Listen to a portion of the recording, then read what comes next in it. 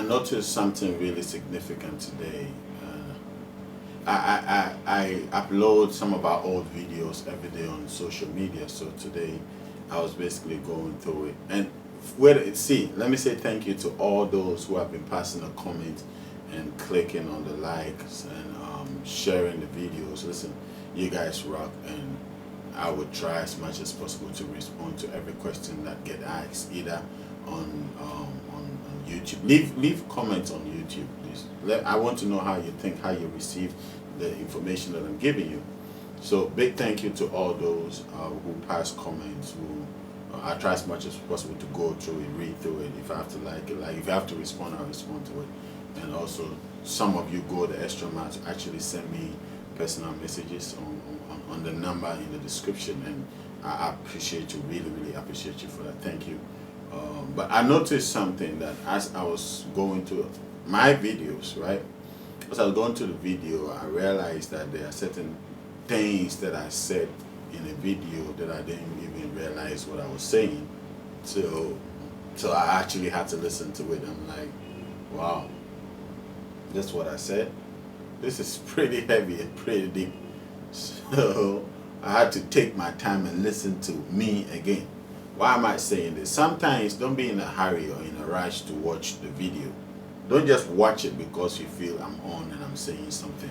Make sure you're making notes. Make sure you're drawing down points. Ask questions. When you just skip through it, that is when you just leave. You don't leave a like, you don't comment. So the response that I get on the videos tells me how many people actually pay particular attention to the video. You should watch it. Pay attention to it. If you don't get it the first time, play it again. Watch it again. You learn something new every time you listen to the videos over and over and over. So stay blessed. Enjoy today's content. I'm actually reacting to some few comments and questions, as a matter of fact, some few questions. So enjoy today's teaching, and I pray I'm a blessing to you today.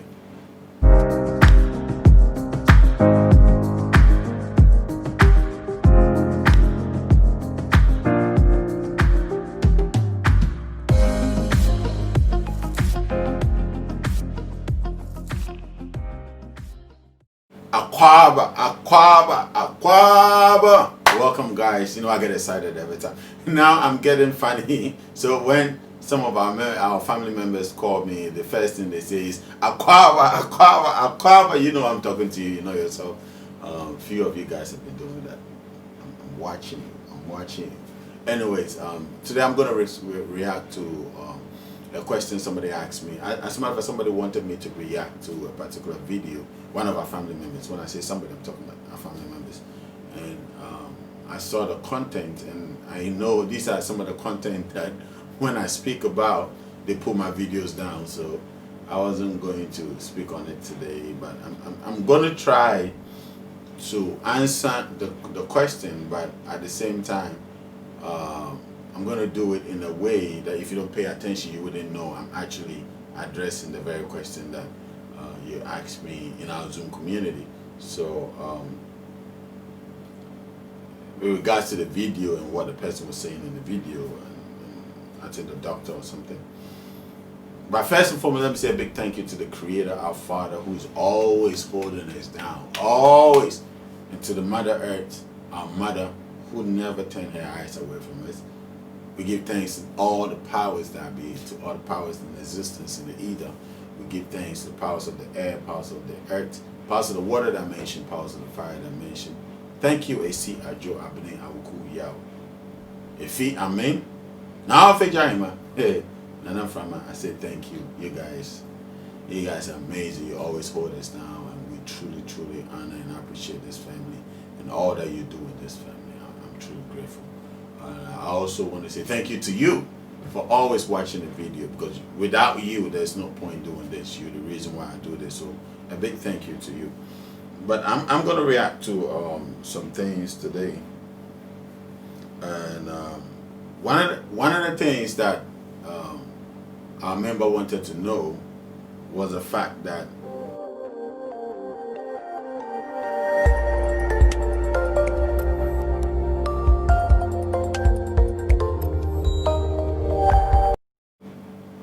Why is the world heading the direction it's going now? Why is the world heading this way? We all need to understand the fact that all current media productions are clearly using intense symbology to instill in the minds of our generation future events or a very intense nature which most religious texts will refer to as prophetic or prophecy. What do I mean by this statement? What I'm trying to say is that there are series of events that are happening, and this series of events, either by coincidentally or either by prophecy, this series of events are recorded in certain religious texts that when you read those religious texts, it looks like this is actually prophecy. Everything that religious text said, everything that so and so said is actually coming to pass. So therefore it caused everybody to panic, everybody to go into panic mode. And everybody want to know, is this prophecy coming to pass? Is this prophecy, this is the end time? You know where I'm going with this. That's not to say prophecies are not real. I'm not saying that way. A lot of people say things, and those things that they say actually come to pass. Some actually go to the step of ensuring that they enforce that particular word that they've given to come to pass. So I'm not necessarily saying prophecy is true. What is prophecy? Is basically affirming the words of some religious heads that you believe in, or speaking a thing and seeing the thing come into being, come into manifestation. When somebody asks me what do I think about where the world is going today, and this has a correlation to the first question that I asked, you need to understand that humanity as a whole have been led to a very, very bad path. We are all following this particular path that are laid down for us. And it's like sheep being led to the slaughter. Nobody's asking questions. I mean, a few are asking questions. Some of us that ask questions, they call us crazy. But the world is heading towards a particular path, and this path is not new. That's one thing that you got to understand. This is not a new path. This path has been in existence for a long time. Meaning, generations have been on this particular path and have believed it to be very true. So it's so imprinted in our membranes that when you actually walk on this path, you feel like you're actually doing the right thing. And the minute you see everybody else go the opposite direction, you conclude by saying they are lost. Just a few refuse to be on this path. And you know how the masses react to the fact that a very few is refusing to go on this path. So the masses actually frown upon this and look at this as if you're doing the most hideous crimes ever. Most of us have given up on our humanity because we're basically not asking questions. We're basically not obviously thinking for ourselves.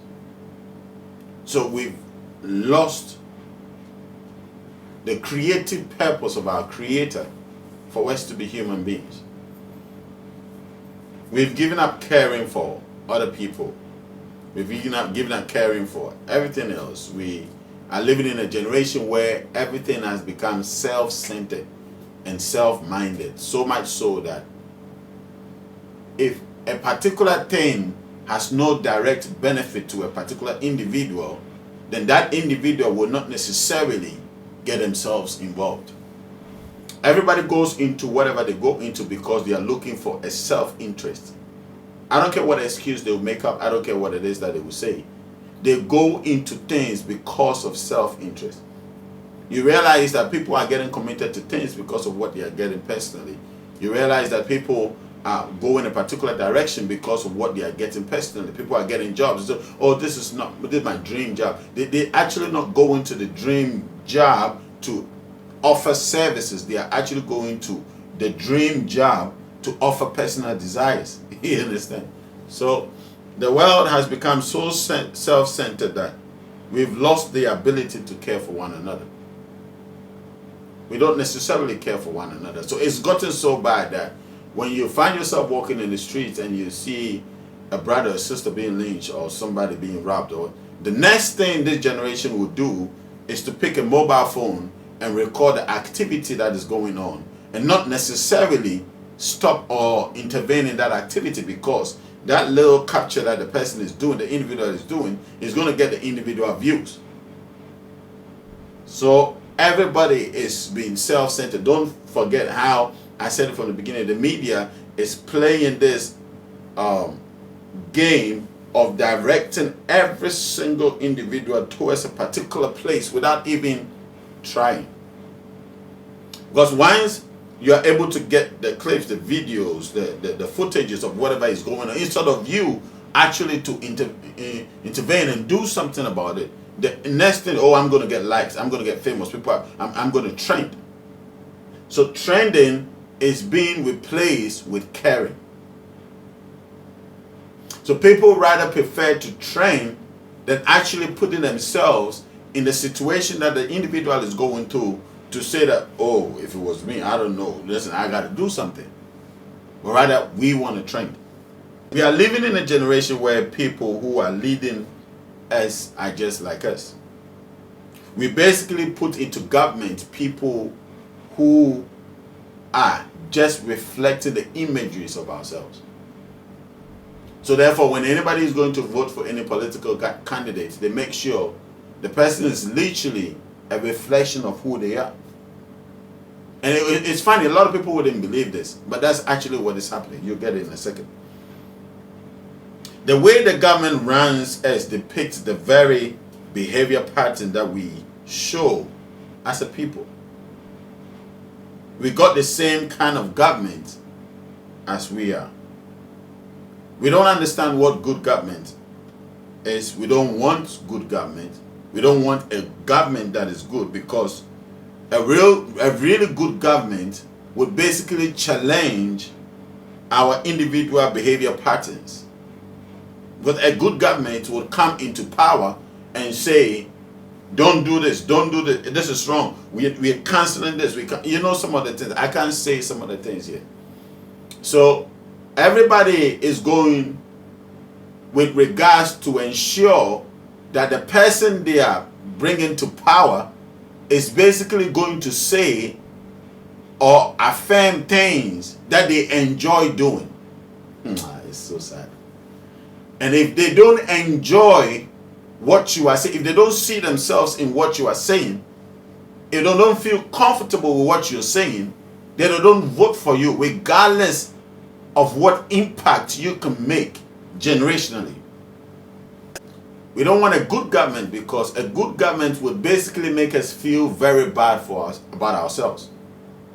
Because that good government that is in a very righteous state of mind and a very spiritual state of mind would exercise certain responsibilities, like you can't do this, you can't do this, you can't do that. But this is what our generation don't like. We don't like anybody telling us what we can't do. We don't know anything, but yet we don't want anybody telling us what we can do. So if people are corrupt, they intend electing corrupt leadership. There's a popular saying that, show me your friend and I'll show you your character. Show me your leader and I will show you the people that are following the leader. It's that simple. Just see the leader, and because the leader didn't get to power by himself. The leader got to power because certain people voted him into power. What did you see in the leader that made you want to vote for the person? There's actually a series of documents I want to react to happening in St. Vincent. I want to react to it with no attachment, so I'm finding out the best time. Because of this reason, we basically don't like good government. Because if I'm corrupt and my government is not corrupt, then I vote that government into power. That government is going to shut down every corrupt or corruption in the system. So no. I won't vote for a government like that. And that's the reality, and it's the saddest thing. If I do a business, an illegal business, and a government that is coming into power is against the illegal business, then I have to vote and speak against that government to ensure that government never come into power. Because if that government come into power, that government is going to shut down everything I represent. So no. I want to make sure I bring into power a government that basically reflects everything that I am for. And since I am for this particular thing, this government is going to make sure I continue to enjoy the things that I do. So in the politics of things, that is how a lot of people are electing their presidency. Reflective voting. If somebody is for something, I can't say a lot of things. I don't want you to take down my video. But if a lot of things are for this, then the president got to make sure he is also for this. Because if the president is not for this, then everybody is going to vote against him. So now we are basically raising leaders that cannot challenge our status quo. They cannot say the things that we don't like. Because the minute they say the things that we don't like, or they act according to our displeasure, then immediately we label them as bad government. So there's no actual real bad government in the system anymore. It's actually bad people voting themselves into power. Everybody cannot sit on the seat. So they make one person represent a bunch of screw-ups. Sorry, I'm not attacking anybody. So long as we keep the good government out of the system, it's good. Because it means we don't have to change who we are. Are you getting it? We don't have to change our business ethics. We don't have to change everything we do. We don't have to change the way we conduct ourselves. Because that government that we are putting in power, that's what would speak everything that I like. Oh, this government is good. But what are you actually saying? You're saying, oh, this government is the word I can't say. Why? Because this government is doing everything that I like. So we want democracy. And I will say this. Democracy is the worst thing that ever happened. It's a fact. We want democracy because nobody wants to listen in our generation. Everybody has got something to say.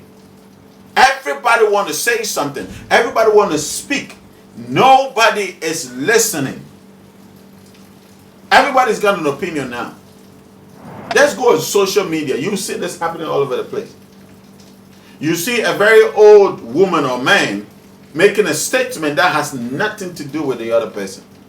And the person will just come up and start slandering this person just because they feel they have an opinion. They hide behind the internet and say whatever they want to say with no experience. So you look at a 70-year-old, 80-year-old, 50-year-old, 40-year-old making a statement, and a 17-year-old comes publicly to come and insult, such disrespect. Yet we want this generation to be better. But yet on all dimensions and all levels, you 21-year-old, 25-year-old, you feel you've experienced life so much so that you know better than the 75-year-old that has been in the world in this dimension 50 years earlier than you. All of a sudden, you're super smart now. You have more experience than that 75-year-old. So you feel you've got a voice. You can disrespect and say anything. This is the nature of individuals that we are building. Everybody's got an opinion. Everybody has got something to say. Nobody wants to be told what is right or wrong. Everybody is screaming, I've got my rights. Though they have no experience, they still are willing not to hear anything that you've got to say. They believe what is being circulated in the mass is what is right. And every other thing is a conspiracy theory. This world will never change if you, as an individual, don't start to learn how to change yourself.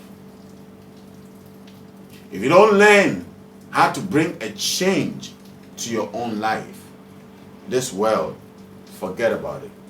It's never going to change. Anyone that will come to you and say that they've got the keys to change everything, to make everything better, is lying to you. Nobody is got the key to change anything. You and I make what the world is. The universe, the earth, is a different conversation. But the system that we operate in, we are the ones making the system function. So if you want to change the system, then you have to first change the people who generates the system, who sustains the system, and who operates the system. So long as we keep the same attitude, we remain the same way, you should know the world would never change. So where is this world going? This world is going to a place where the media, the mass media, the popular media is dragging the world to. Because those behind the scenes are using the media as their platforms to direct the masses to where they want the masses to go. How is the world going to change? If you are going the same way the masses are going, and if the masses are being controlled by the media, and if the media are being controlled by those who sit on top of the pyramid, making sure everybody else beneath the pyramid becomes a slave to the system. One of the key things that is really being used as a tool to program the world today is trauma. It's trauma. Very dangerous thing. And very successive in that state, in the sense that it has been very successful using trauma to program the entire world. What is trauma? Let's go to the definition of what trauma is. Trauma is the response to a deeply distressing and disturbing event that overwhelms an individual's ability to cope, number one, to cause feelings of helplessness, number two, to diminish their sense of self, number three, and their ability to feel the full range of emotions and experience. Did you hear what I just said? Trauma. Let me read it again. Is a response to a deeply distressing and disturbing event that overwhelms an individual's ability to cope, causes feelings of helplessness, diminish their sense of self, and their ability to feel the full range of emotions and experience. So what's the first point? The first point is what? To cause deeply distressing and deeply distressing and disturbing event. So an event has to be created. If you should get what I'm saying now. A situation got to be created that will put panic and fear and distress and despair to the people. Once you can create such an event, you will be equipped enough to traumatize the people. Once you can traumatize the people, they just open themselves up to be really well programmed for the next phase of whatever plan you have.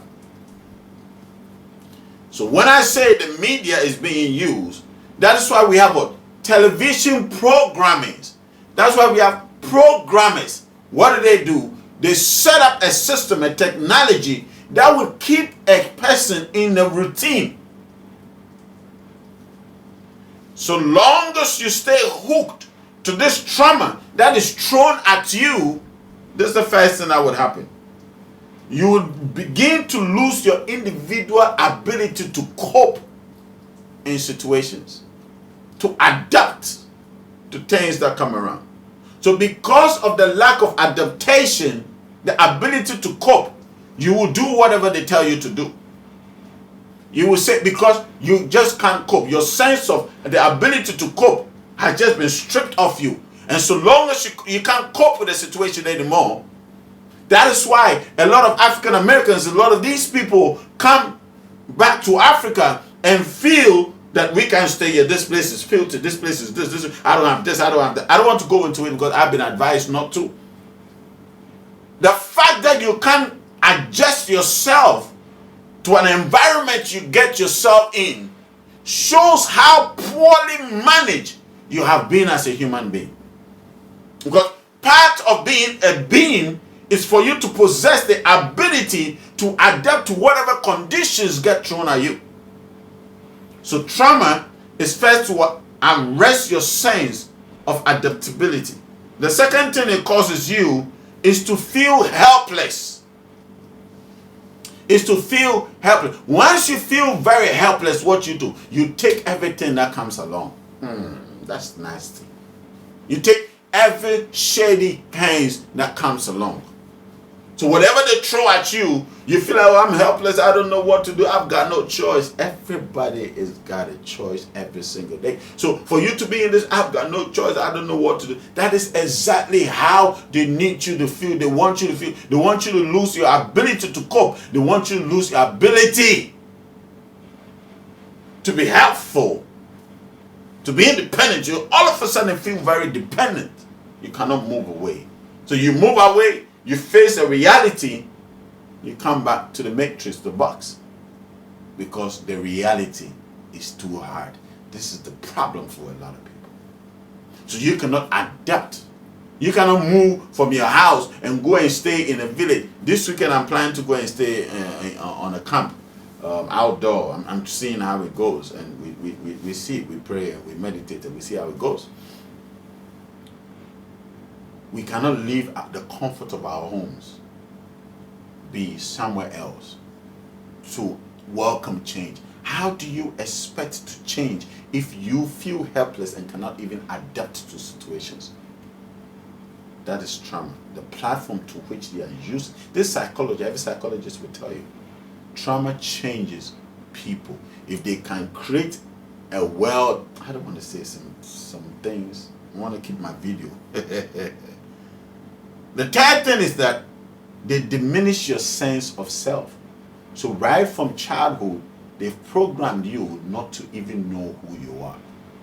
Of all the educational faculties that we have, why isn't there any faculty teaching you who you really are? Think about it. None is teaching you who you really are. Everything else is telling you what you should do to become something, but not who you really are. If they can strip your sense of awareness, self-awareness. Last thing, let me let you go. They take away the ability to feel the full range of emotions and experience. So you are not experiencing anything in this world. Just walking through it. So if you ask me now where the world is going, I'll tell you this. The world is going exactly where they want the world to go. If you ask me where the earth is going, the earth is exactly where the Creator needs it to be.